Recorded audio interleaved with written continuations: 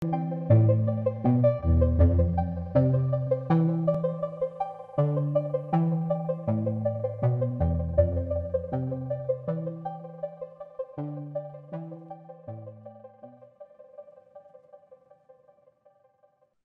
a todas e todos. Eu sou o professor Sérgio Vilaça, da Universidade Regional do Cariri, e queria agradecer de antemão ao convite, né, da Dodora para participar aqui do festival, né, Cérvulo Esmeralda 91, e vou fazer aqui a mediação e a conversa com um grande crítico e curador de artes, Marcos Lontra, tá? A gente vai fazer um bate-papo aqui sobre o contexto, né, desse festival, como que ele foi desenhado, né, para esse ano, e sobre um pouco, né, a questão da arte contemporânea, como é que está esse envolvimento aí com as novas tecnologias, e a gente vai fazer um papo bem descontraído aqui, tá? Eu gostaria de convidar o Marcos aqui para se apresentar um pouco e a gente começar aqui esse bate-papo falando sobre o nosso tema, que será arte, ponte entre os tempos, tá? Então, olá, Marcos. Bom dia a todos, bom dia, Sérgio. É um prazer estar aqui com vocês. Queria agradecer esse convite. Eu, anos atrás, tive a oportunidade de ir pela primeira vez ao Cariri, ao Crato e a Juazeiro, e me arrependi muito de só ter feito essa viagem nessa idade, que por mim eu gostaria de ter ido ao Crato já com 15 anos, porque a região me impactou demais, exatamente por essa capacidade de unir a tradição, a cultura e a arte popular com a inovação tecnológica, com o presente e o futuro. E essa região me deixou muito fascinado, o que me fez voltar já algumas vezes, graças aos generosos convites da Dodora. E fico extremamente feliz de poder estar com vocês conversando e participar intensamente, com toda a alegria possível, desse festival que homenageia um dos maiores artistas brasileiros, Cérvulo Esmeralda, cuja trajetória é exatamente a síntese do tema que nós estamos propondo, quer dizer, que nós estamos conversando sobre a ponte entre os tempos, e nós percebemos em toda a trajetória do Cérvulo essa capacidade de integração entre situações que aparentemente podem parecer antagônicas, mas que, na verdade, são complementares. E, no caso específico da capacidade artística do Cérvulo, elas conseguem, na verdade, estabelecer um diálogo que cria muito mais, além de uma ponte entre os tempos, uma projeção para o futuro. Para mim é uma felicidade muito grande estar aqui com você, Sérgio, poder conversar sobre isso, poder conversar com os alunos, com as pessoas interessadas e trocar ideias um pouco sobre o papel fundamental da arte. Não só da presença da arte como instrumento fundamental da ação humana, como fundamento principal da transformação, da pesquisa, do conhecimento e da criatividade, mas também a arte como uma ação absolutamente necessária, fundamental, nesse mundo que a gente espera reconstruir quando ficarmos livres desses dois flagelos que nos acometem, o flagelo da crise sanitária e o flagelo político. Logo, vamos, então, em meio a toda essa desgraça que vem nos abatendo ultimamente, vamos acreditar no futuro, vamos trabalhar nesse sentido. Estou absolutamente convicto que a ciência e a arte são os instrumentos fundamentais para a reconstrução do mundo. E, nesse sentido, a aproximação, o contato, o conhecimento com obras como a de Cérvulo Esmeralda, que exatamente sintetiza esse diálogo profundo entre ciência e arte, é que nos vai fornecer as ferramentas necessárias para a reconstrução dessa nova realidade. Enfim... Obrigado, Marcos. Pode concluir. Não, quer dizer, basicamente o que eu queria dizer era isso, quer dizer, que é um prazer. É muito interessante, se eu posso continuar, se eu vou me estendendo, porque eu tenho uma questão muito... Eu tenho que ser interrompido, porque a Dodora me conhece, eu, quando ligo assim, a terceira marcha, eu vou engranando, entendeu? Então, de vez em quando eu respiro para permitir a interrupção. Não, Mas o que eu queria... O que eu queria continuar, então, dizendo é exatamente isso. Quer dizer, que um festival, mesmo um festival com essas limitações que nós estamos enfrentando a partir dessas lives, dessa visualidade, dessa virtualidade, que nos impossibilita o contato direto e pessoal, que eu espero que a gente recupere em breve, ele permite que a gente faça trabalhos de reflexão, de pensamento e de conhecimento. E isso é muito importante, porque uma obra de arte, ela, na verdade, ela é um corpo e ela é também uma alma. Quer dizer, ela é um corpo no sentido que existe uma fisicalidade, existe uma concretude diante de nós. Mas essa concretude, essa fisicalidade, ela, na verdade, só se completa quando nós olhamos para ela e a interpretamos além da forma. Mais ou menos como uma pessoa, quer dizer, que nós olhamos uma pessoa na rua, em qualquer lugar, conhecemos alguém, nós olhamos aquela pessoa, ela nos chama atenção, se é por uma suposta beleza, mas aquela pessoa se completa e se revela quando nós trocamos ideias, conversamos, e a pessoa, na verdade, é muito mais do que isso. Então, uma obra é exatamente isso. Quando olhamos, por exemplo, uma obra do Sérvulo Esmeralda, na simplicidade da sua forma, nós olhamos, nos encantamos com a clareza, com o pensamento, mas ela nos diz mais coisas. Ela nos diz exatamente sobre essa relação de reconstrução de mundo, de reconstrução de sensibilidade, de reconstrução de ideais que podem parecer distintos, mas que não são. Como é que, a partir de um triângulo, a partir de formas geométricas simples,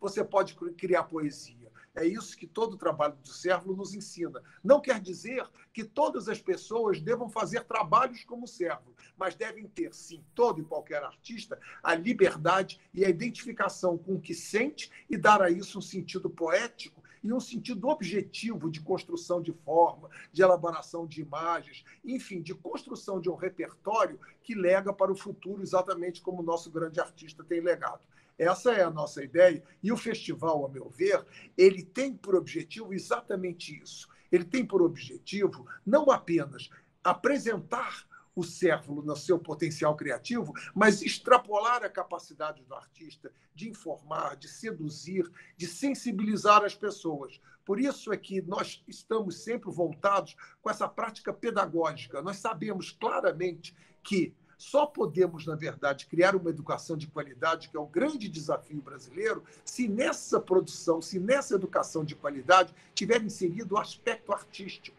O aspecto artístico no sentido da pesquisa, no sentido da criatividade, da transformação. Esse é o nosso objetivo.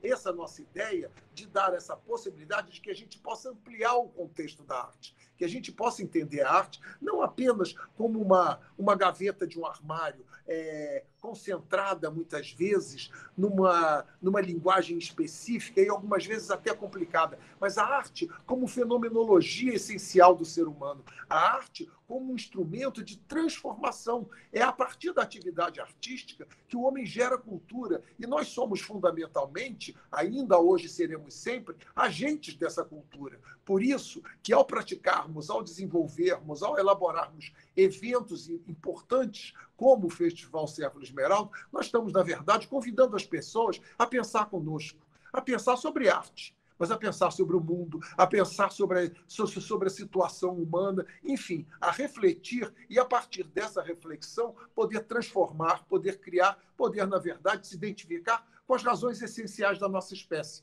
que o ser humano é, antes de tudo, um ser voltado para a invenção.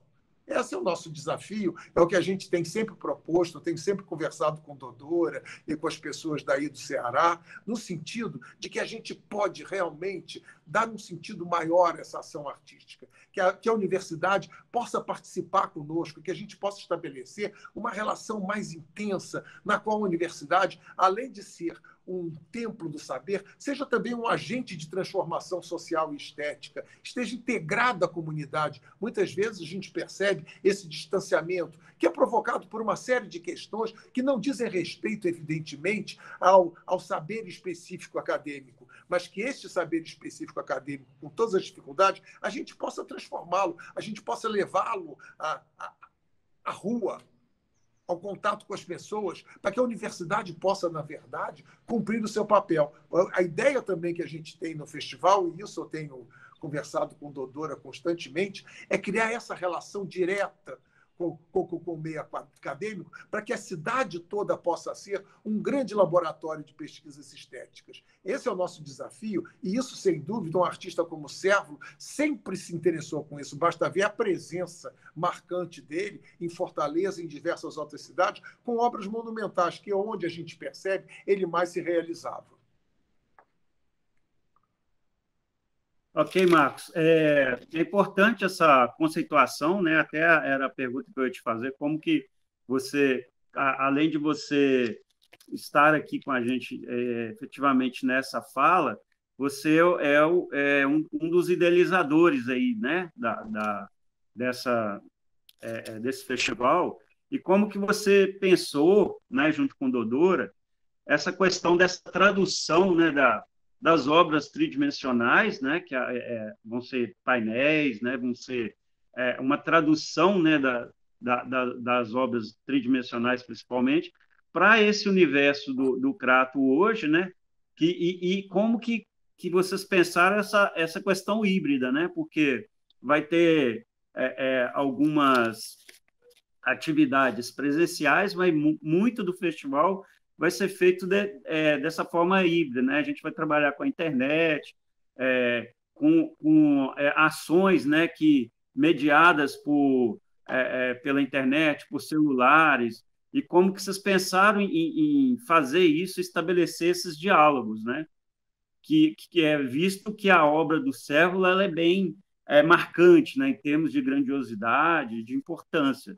Como é que vocês pensaram essa conformação para esse tempo que a gente está vivendo, né? Especificamente a pandemia e essa questão toda das tecnologias, né? Que elas avançaram muito, né, nessa mediação e nessa construção de saberes, né, e de trocas através das pequenas telas, né? Como é que vocês estão pensando isso? Como é que vocês imaginam que vai ser o resultado a partir dessa configuração específica do festival esse ano? Na verdade, é muito curioso porque uma das capacidades humanas extraordinárias é a capacidade de se adaptar e de criar diante do inusitado e da surpresa. Isso é também uma ação artística, que, na verdade, caracteriza a nossa espécie. Quando a pandemia caiu sobre nós, não que ela não fosse já imaginável, sabíamos desse perigo, mas ela foi inevitavelmente uma surpresa. E quando ela chegou, na verdade, havia toda uma proposta, e eu já havia conversado diversas vezes com Dodora, sobre o desenvolvimento do festival. E nós tivemos que tentar reciclar isso aí dentro da nova realidade que se coloca.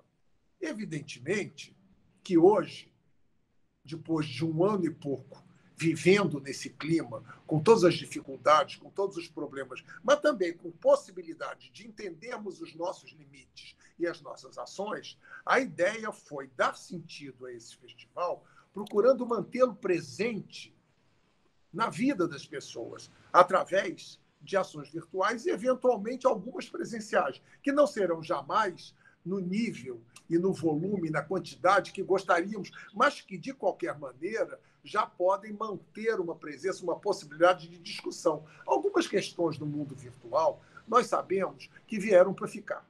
Quer dizer, indiscutivelmente, essa facilidade que, por exemplo, estamos tendo agora, eu aqui em São Paulo, você no Ceará, aí outra pessoa que esteja no Crato, ou que esteja em Fortaleza, ou quem sabe alguém que esteja até em outro lugar qualquer do planeta, essa possibilidade de conversarmos, de estabelecermos contatos à distância, isso sem dúvida é uma conquista tecnológica que jamais será abandonada. Muitas vezes, por exemplo, exposições se limitavam ao seu papel, à sua ação na cidade em onde elas ocorriam. Hoje você pode criar visitas guiadas, você pode criar informações, você pode gerar produtos de saber que, na verdade, hão de percorrer o mundo inteiro. Agora, se isso é verdade, se essa ação virtual ela é de uma contribuição enorme que jamais será abandonada pelo ser humano, existe uma ação presencial que também é importante. Nós sabemos, quem já teve a oportunidade de visitar museus e centros culturais, não só no Ceará, como em qualquer outra cidade brasileira ou mesmo no exterior, o contato direto com a obra, ele cria uma relação, ele cria uma proximidade, ele cria uma tensão que é fundamental e que nós acreditamos que em breve haveremos de retomar.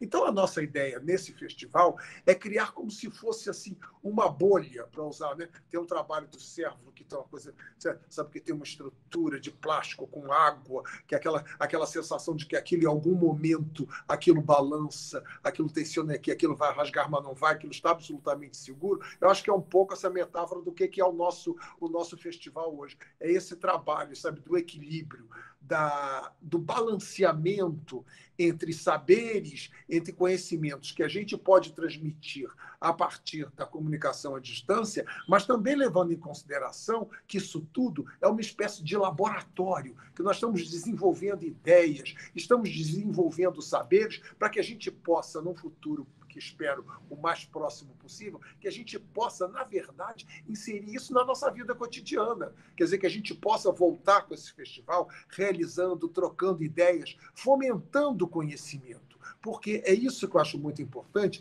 e nesse aspecto, a questão da arte contemporânea me parece fundamental ser tratada.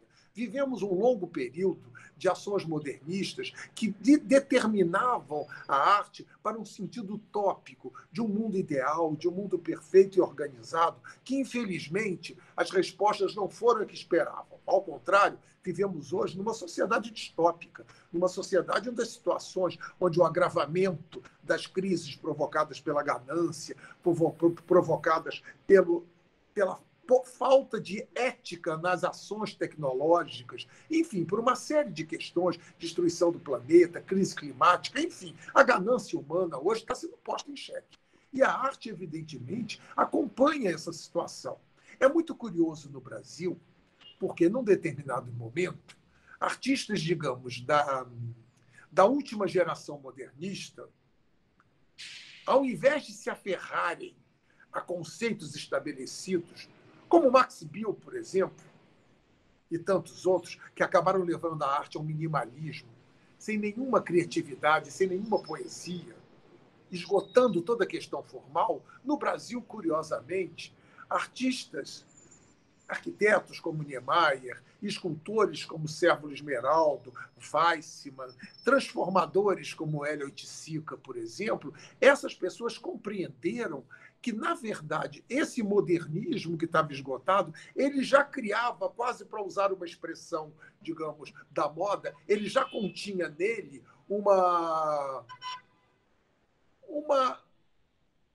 elementos viróticos, digamos assim, que, ao mesmo tempo, dialogavam com a produção modernista, com a tradição modernista, mas já provocavam, já projetavam para uma ideia posterior de um mundo contemporâneo. O trabalho desses artistas, dessa geração brilhante de brasileiros, é fruto disso. Quer dizer, quando olhamos um trabalho do Sérvulo, por exemplo, e eu me refiro ao Sérvulo como exemplo, já que é o artista que está mais próximo, mas outros também o fizeram, quando nós percebemos a obra desses artistas, dessa geração surgida nos anos 50, 60, e que desenvolveram seus trabalhos pelos anos 70, em plena ditadura, esses artistas, eles tinham um diálogo, eles tinham uma espécie de aura romântica modernista, de construção de mundo, mas eles tinham também uma provocação tecnológica, uma provocação de que essa ideia, de que esse ideal futurista de boa-ventura, de felicidades, que esse ideal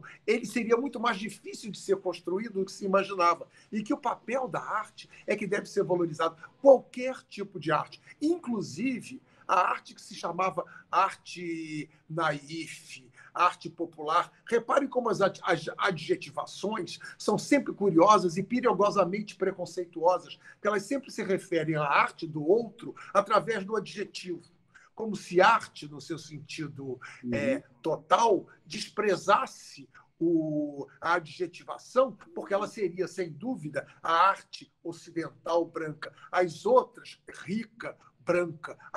As outras seriam arte feminina, arte latino-americana, arte popular, arte naif, arte brute, Ou seja, uma adjetivação que hoje no mundo é posta em confronto, é posta em questão. Quer dizer, hoje, ao mesmo tempo que nós temos uma capacidade de criarmos essencialidades da arte, nós temos a valorização de olharmos para a cultura e para a arte popular de uma maneira real e forte e poderosa. E nesse aspecto, que, a meu ver, se insere de forma espetacular a ação do prêmio, a ação do Festival Servo Esmeraldo, porque ele, ao mesmo tempo que ele dialoga com um artista de extrema sofisticação técnica e conceitual, ele também estabelece conexões dessa obra desse artista com a produção de arte popular, que é fundamental na região do Cariri. Ou seja, nós estamos, na verdade, dando às várias manifestações da arte o seu papel equalitário. Quer dizer, não se trata mais de colocar um patamar, um pódio, já para nos referir como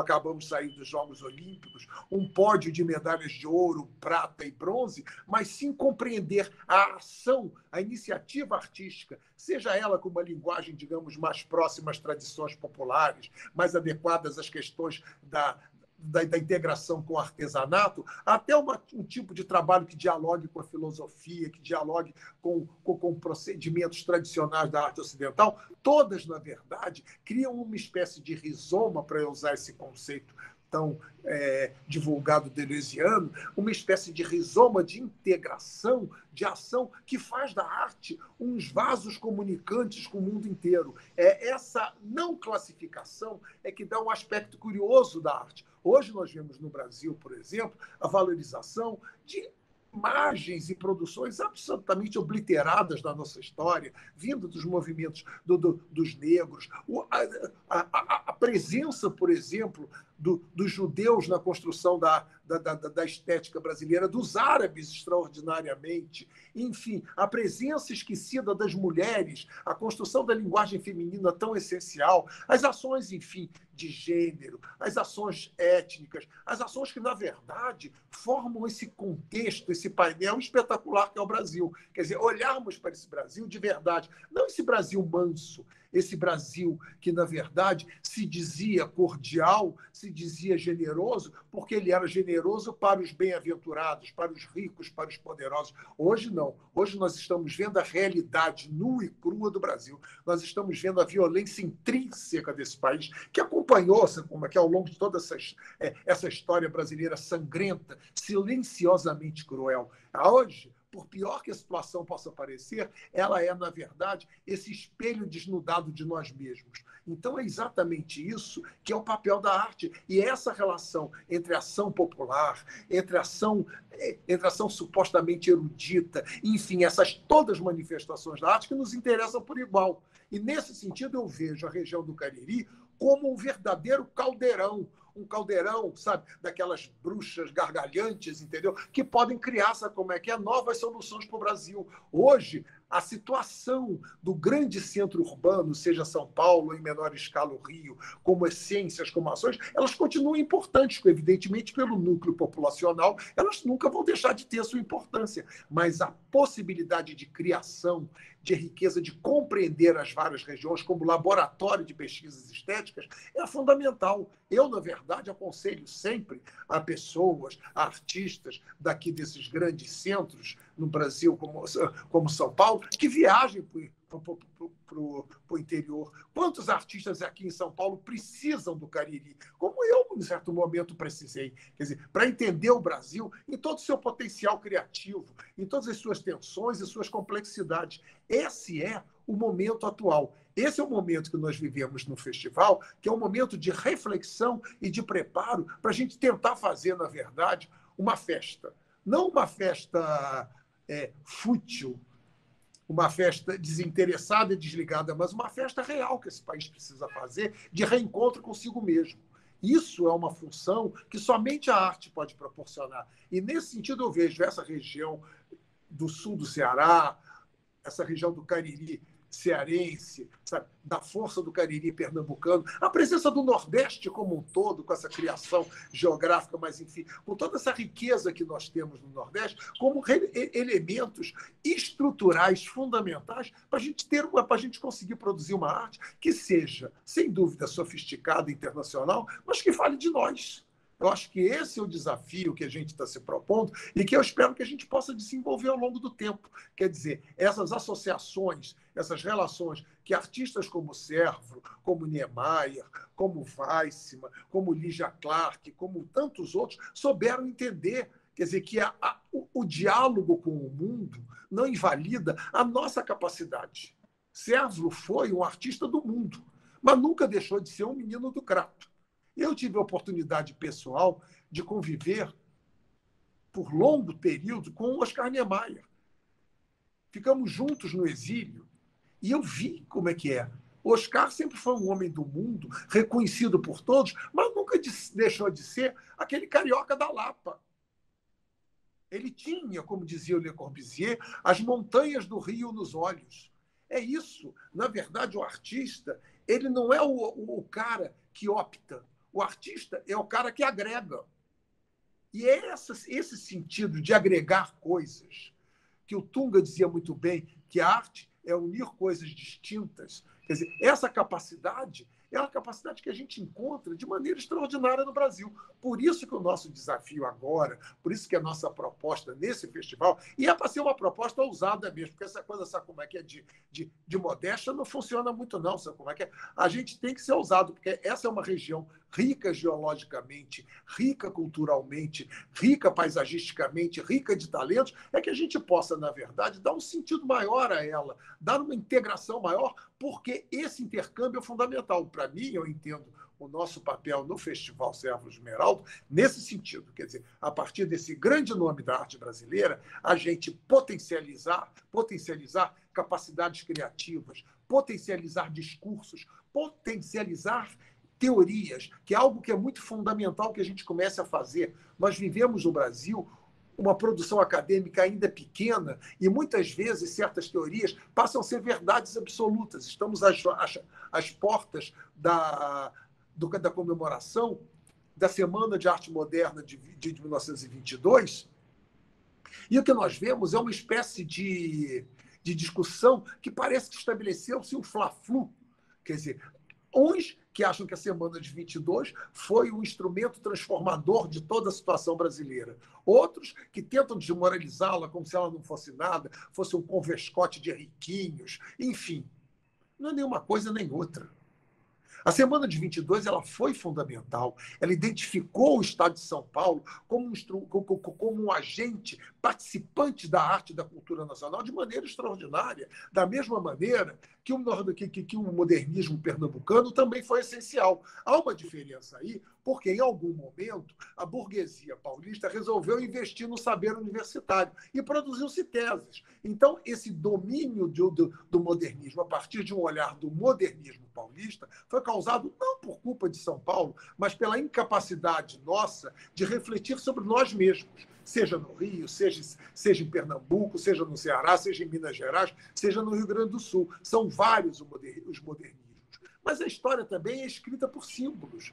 E a Semana de 22 é indiscutivelmente um símbolo, fora o fato que gerou uma artista extraordinária como Tarsila do Amaral. Então, quer dizer, temos essa capacidade de absorvermos esse saber, absorver essa ideia da antropofagia que acompanha a ideia do movimento regionalista de Pernambuco, não como verdade absoluta, até identificando nelas a sua própria fraqueza, é exatamente a fraqueza delas em algum momento que nos dá a riqueza do contemporâneo. É não olhar para algo com um olhar idealizado, sacralizado da verdade absoluta, mas sim identificarmos nela um exercício intelectual de conhecimento, de saber, o exercício intelectual que é fundamental em qualquer atividade artística, nos fazer pensar, não termos verdades absolutas. A função essencial do artista no mundo contemporâneo, no mundo, enfim, durante toda a história do mundo, a função do artista é ser o elemento da dúvida. O artista é aquele cara que, para recuperar a máxima de Sócrates, o artista é aquele que sabe que nada sabe.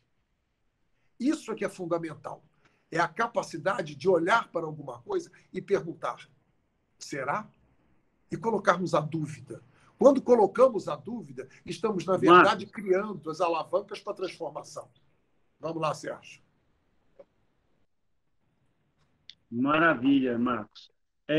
Uma coisa que eu queria destacar é a preocupação que vocês tiveram com a questão da educação, né? De trazer a universidade para essa discussão, né? E não só a educação universitária, né? A gente tem o curso de artes visuais dentro da universidade, mas uma preocupação com a educação básica, né?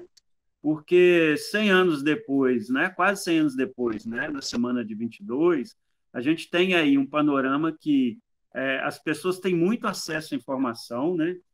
Basta uma procura na internet sobre um artista que ele tem toda ali uma gama de obras, de informações, mas a gente percebe ainda que há um distanciamento da arte, né, do universo da arte, do mundo da arte, para esse universo das pessoas comuns, assim, entre aspas, né, dos trabalhadores, dos estudantes, né, e das pessoas que estão no dia a dia. Então, eu achei importantíssimo vocês trazerem essas. Tem algumas atividades que são direcionadas para esse público da escola básica, que é importante traçar essa ponte, né, vamos colocar, entre esses dois tempos, né, o tempo da intelectualidade, da arte, né, e esse tempo que é o tempo da base, da realidade, do cotidiano, do dia a dia. Então, o fato de vocês trazerem essa proposta, né, desse diálogo também com esse outro universo é importantíssimo, porque a gente tem os jovens hoje, eles precisam de entender, né, de tentar identificar nesse turbilhão aí de imagem, de informação, né, o que é arte, quem é Sévolo Esmeraldo, né? Quem que foi esse cara? Quem é esse filho do Crato, né?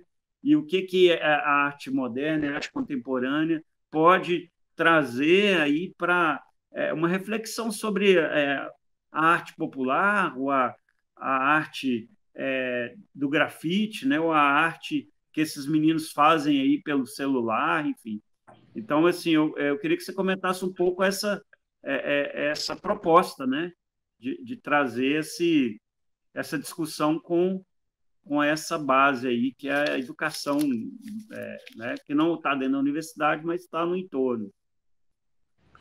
Bem, eu, felizmente, quer dizer, desde o início das nossas conversas, eu, na verdade, nem sei como é que as conversas comigo e com a Dodora se desenvolvem, porque nós desenvolvemos uma sinergia de pensamento e ação tão próxima que, de vez em quando, não sei se a ideia nem se foi dela ou se foi minha. Mas o fato é que, sem dúvida, ambos, desde o início, conversamos sobre a necessidade fundamental de uma ação pedagógica, porque isso não é somente no Festival Sévolo Esmeralda, isso em tudo. Quer dizer, a ação da arte é uma ação de reflexão, de pensamento de mundo. Quer dizer, quando o homem pinta um bisão na caverna, ele não está pintando para aquilo ser bonito. Ele está pintando para não esquecer. É aquele bisão pintado na caverna que, na verdade, origina tudo que nós somos. Quer dizer, é a partir dele, é a partir da capacidade de se apropriar de uma determinada técnica da época e dar a ela um sentido, uma reconstrução de mundo para tentar responder à angústia existencial essencial do homem, que é o olhar para esse tempo inatingível, é que isso que permite que a gente comece, a partir desse pequeno bisão, a gerar saberes, a gerar cultura, a gerar informação. A arte é, essencialmente, um processo de aprendizado, de compreensão, de transformação do mundo. Para isso, é preciso que a gente não se limite a entender a arte apenas como um produto. A arte é uma essencialidade, se a gente pode dizer isso. E nós acreditamos nisso por uma ideia de formação básica do ser humano. De que adianta, no mundo em que nós vivemos hoje, em que a tecnologia e que as ações tecnológicas estão cada vez mais velozes, você se aferrar numa técnica e a ela se submeter e não mais ser criativo? Eu brinco sempre dizendo que quando começou a surgir essa questão dos vários mecanismos de comunicação virtual, houve em algum momento, e isso certamente eu e você nos lembramos, mas os jovens acho que até já esqueceram, houve um tal de Orkut.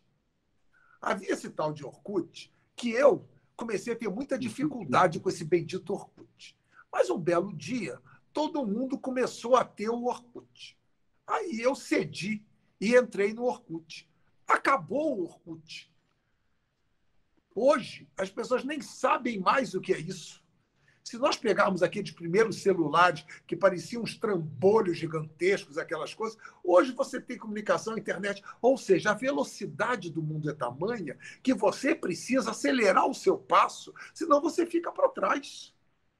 Eu rapidamente procurei me adaptar a isso dentro do possível. É claro que nós temos esse hiato geracional em que, de vez em quando, a gente tem que chamar o nosso neto ou a nossa netinha de 8 anos para resolver um problema que nós não conseguimos resolver no computador e que eles, em 30 segundos, resolvem aquela parada. Mas, enfim, tirando essa questão geracional, o fato é que essa possibilidade de apropriação desse instrumental tecnológico é fundamental como criatividade. Sem a ação artística, essa tecnologia toda vai ser simplesmente um instrumento de dominação. A capacidade de nós tentarmos dar a essa tecnologia autonomia, linguagem, construção, é fazer do cidadão um sujeito atuante nisso. Não é recusar a tecnologia, não. É incorporar a tecnologia, é compreendê-la dentro dos seus limites, é saber que nós é que a impulsionamos. Por isso que toda ação profissional, em qualquer campo do saber, ele deve ser baseado num domínio de tecnologia,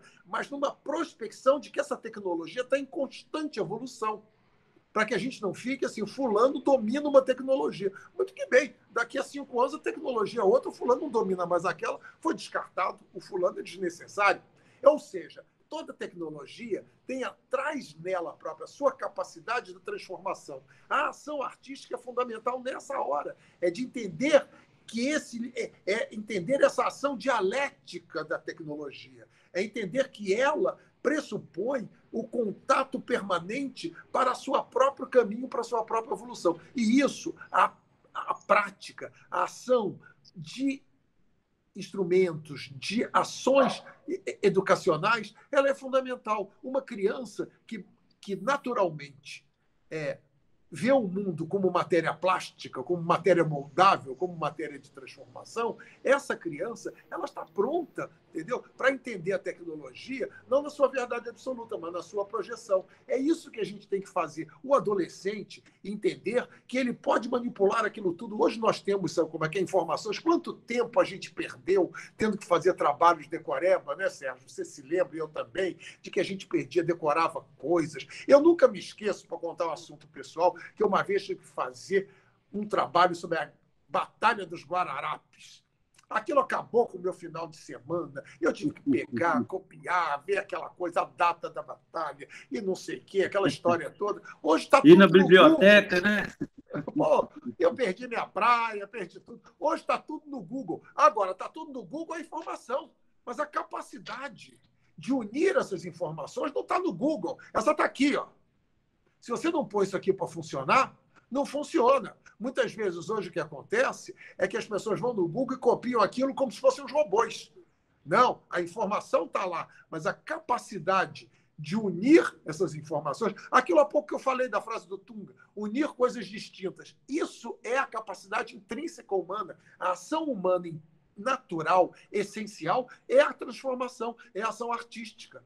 Por isso é que a arte ela é fundamental. A arte não é aquela coisa, sabe, apenas que fala da sensibilidade. A arte é um instrumento de transformação. É a maneira que o ser humano encontrou para olhar o mundo e tentar interpretá-lo a partir de suas próprias leis. É isso que a gente deve fazer. Todo o trabalho de arte, um trabalho, uma escultura do Sérvulo Esmeraldo, uma arquitetura do Niemeyer, uma pintura do Matisse, uma grande pintura do Antônio Bandeira, ela não é somente um espaço físico da beleza. Ela é um espaço de reflexão e conhecimento de mundo. É isso que a gente deve fazer. Quer dizer, o trabalho do Sérvulo, a pessoa olha e diz assim, isso é mais simples, isso é muito simples. Sim, é simples. E aí?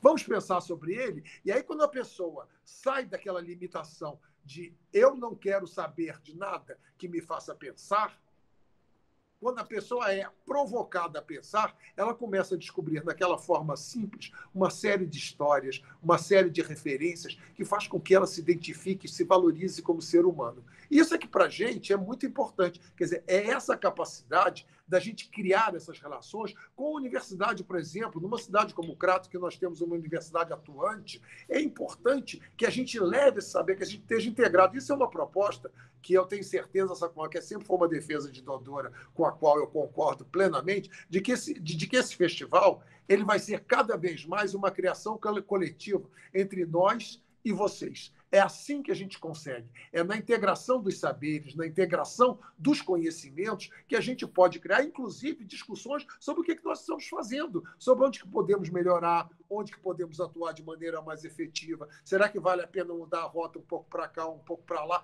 É um processo dinâmico do conhecimento e não uma imposição disso. Essa é a ideia que eu espero que eu acredito plenamente, que eu sou uma pessoa otimista por excelência, eu acredito plenamente, sabe como é que esse Festival Céu de Esmeralda vai permanecer por muito tempo, e enquanto a gente tiver força por aí, a gente vai estar sempre provocando esse diálogo. Acho que basicamente é isso, e eu espero que agora, nessa edição delicada, digamos assim, a gente possa, na verdade, continuar o nosso contato, continuar a nossa ação, para que a gente possa, na verdade, criar as bases para os próximos festivais que virão no futuro.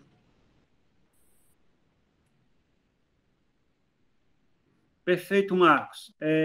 Eu acho que a gente vai encerrando por aqui, né?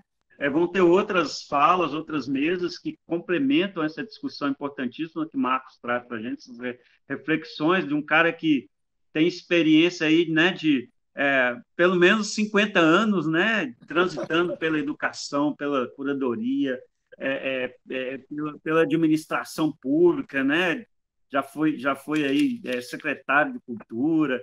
Então, foi um grande prazer ter você aqui, né, conversando com a gente e trazendo a sua experiência, e espero contar com você para outros projetos, né, outras discussões, e vai ser muito bacana você estar junto com a gente aqui nos próximos festivais, né, que vão ter, com certeza vai ter continuidade aí.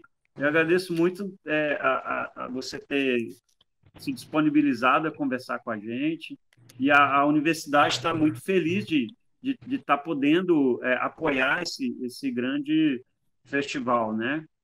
Que é o Festival do Cérebro Esmeralda. Muito obrigado, Marcos. Eu agradeço a você, Sérgio, agradeço à universidade e agradeço também a Dodora por essa possibilidade de estar com ela, construindo essa ação tão importante.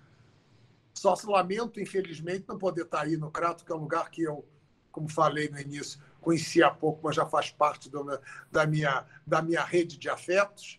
Mas eu tenho certeza que em breve estaremos juntos, sabe, comemorando, trabalhando, no sentido de que a arte, além de ser realmente um instrumento de transformação do mundo, ela é também uma comunhão de afetos, de interesses, de encontros, e é isso que a gente busca, quer dizer, a certeza de que, apesar de todas as dificuldades, de todos os problemas que estamos enfrentando, a arte, ela é realmente essa capacidade de permitir que o ser humano sonhe, que o ser humano transforme, que o ser humano lute para realmente construir um mundo mais justo e bem melhor do que esse que estamos vivendo. Então, a vocês todos, muito obrigado, um grande abraço, um grande beijo a todos, e na esperança, mais uma vez, de que em breve estaremos juntos, trabalhando, fazendo arte e reconstruindo os nossos sonhos e as nossas vontades de liberdade e de afeto entre todos. Muito obrigado.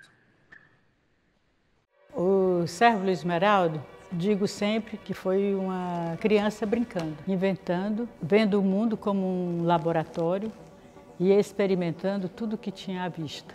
O Cérebro teve a sorte de nascer numa região muito bonita. Ele costumava dizer que quando ele saiu do Crato, ele saiu pronto para o mundo.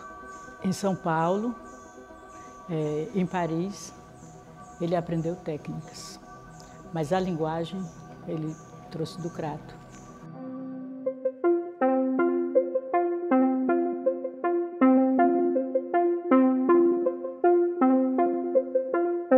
Seja o Cérebro Esmeralda artista figurativo, como o artista construtivista ou o artista cinético, ele foi fazendo essa trilha em linha reta. Ele dizia que a arte era provocação. A obra de arte era sagrada nos museus.